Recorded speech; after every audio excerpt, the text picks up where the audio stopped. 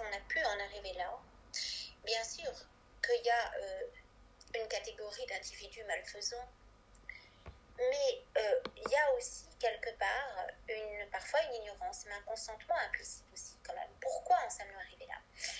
Je suis désolée, pourquoi tu parlais de cet homme qui embrassait très dignement les yeux, les paupières de sa petite fille dans cette boucherie immonde qui est devenue Gaza. Tu parlais, les gens sont dans une boucherie, enfin c'est quand même une pseudo-armée d'abord, avant tout, parce que les Palestiniens, les Gazaouis subissent cette horreur. Mais nous, de fil en aiguille, nous avons accepté d'abandonner aussi la miséricorde de Dieu. Je suis désolée, j'en ai rien à foutre qu'on me dise ouais, il est là en train de s'en prêcher prêcha, c'est pas un prêcher prêcha. Moi, je l'ai demandé, le baptême, d'accord? Je suis pas née avec une hostie dans la bouche, je l'ai demandé parce que les paroles du Christ et les paroles de Dieu sont les plus belles paroles qui soient et qui donnent, c'est le seul à donner cette dignité infinie à l'homme. Je veux dire que bon, il n'y a pas que la Révolution française, ça remonte à beaucoup plus loin, mais on a défait ça. On a piétiné les droits de l'homme qui sont reçus de Dieu pour en faire les droits de l'homme sans Dieu. Bon, on connaît tous l'histoire et nous en sommes arrivés là aujourd'hui parce que la population, comme le disait Maya, a accepté ce compromis du sandwich, des chips, des McDo, de je ne sais quoi, petit à petit.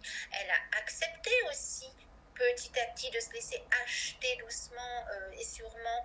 Donc c'est un peu facile de dire c'est de la faute des autres. Chaque individu devrait se remettre en question et se tourner vers Dieu. Et ça gangrène effectivement l'Orient petit à petit, on le voit.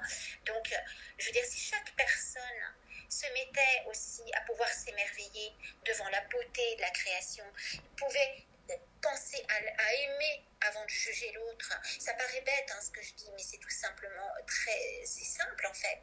Eh bien, il n'y aurait plus tout ça. Si chaque personne a arrêté d'élire des menteurs, des imposteurs, des gens qui sont dans la corruption, parce que si la loi de bioéthique est passée du 2 août 2021, où on en arrive au point où on peut mettre des embryons humains dans des matrice de porc ou de singe. Pourquoi est-ce qu'on en est arrivé là? Pourquoi l'humanité a accepté cela?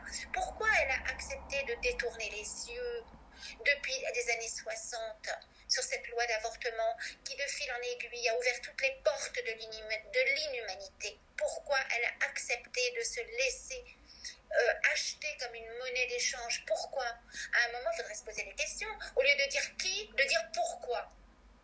Pourquoi l'humanité a accepté ça? Alors quand j'ai défendu souvent, on m'a reproché de défendre les musulmans. Mais parce que j'ai trouvé chez beaucoup de musulmans cette humanité. J'en ai rien à battre qu'on me dise que je suis ceci ou cela. Moi, j'ai vu chez les Palestiniens, par exemple, de Gaza, tu parlais, Mousse, pardon, de cette humanité, de cet homme qui embrassait les yeux de la fille. Moi, je ne sais pas comment ils font pour avoir ces gestes d'amour encore, que nous, ici en Occident, alors que nous ne sommes pas sous les bombes, nous sommes, comme disait Maya, chauffés à 22 degrés encore, ou 19 degrés, bon, nous n'avons pas ces gestes d'amour. Nous laissons nos enfants se faire exterminer, soit par des programmes immondes à l'école, des programmes où on leur apprend la pornographie, où on arrache les enfants à leur famille et où on accepte d'inscrire la loi de mort de l'innocent dans la Constitution, etc. etc. Et là-bas, eux, ils sont dans une situation apocalyptique et ils ont ces gestes d'amour encore qui sont une leçon pour nous qui avons accepté les gestes de dissociation sociale, de distanciation sociale, et où nous sommes tous dissociés et fous, et où nous passons des heures à nous insulter sur les réseaux sociaux au lieu d'aimer celui qui est le plus proche de nous, de retourner dans nos églises. On préfère dire c'est de la faute aux musulmans, c'est de la faute à ceci, c'est de la faute à cela, c'est de la faute aux francs-macs. Non, retournez dans vos églises, retournez devant l'hostie. C'est simple. Que les musulmans qui se prosternent, arrêtez de les emmerder. Vous retournez dans vos églises et faites des prières de rue aussi. Pas dans une concurrence, mais dans une dynamique d'amour et de vie.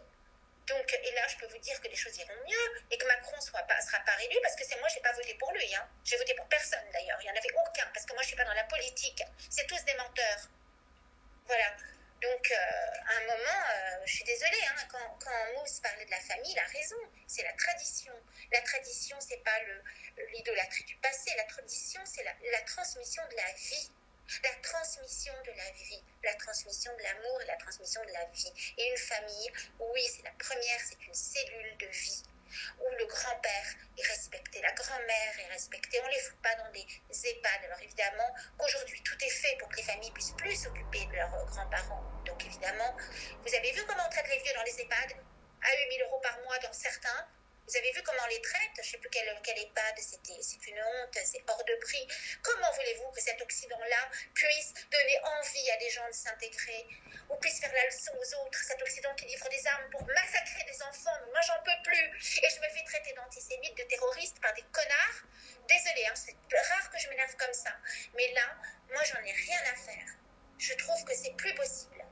Et qu'il faut vraiment faire quelque chose. Il faut que les gens se remettent en question. Parce que sinon, j'irai pas pleurer quand ce sera la justice de Dieu. Voilà.